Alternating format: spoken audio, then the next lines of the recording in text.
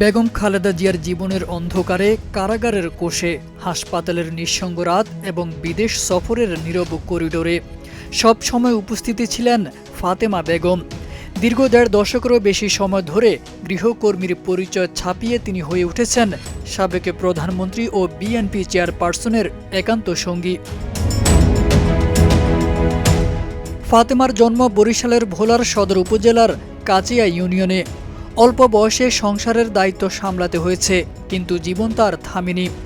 স্বামীর অকালে মৃত্যু এবং ছোট ২ সন্তানকে রেখে তিনি ঢাকায় পাড়ি জমান, সংসারের অভাব অনটনকে পেছনে ফেলে।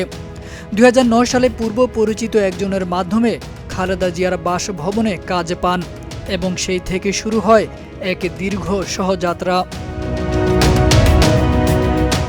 রাজনীতির উত্তাপের মাঝেও ফাতেমার উপস্থিতি ছিল অবিচ্ছেদ্য।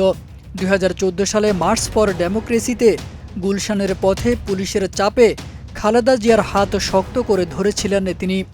২০১৮ সালে আদালতের রায়ে খালেদা জিয়া কারাগারে গেলে আদালতের অনুমতিতে ৬ দিন পর ফাতেমা সেখানে প্রবেশ করেন।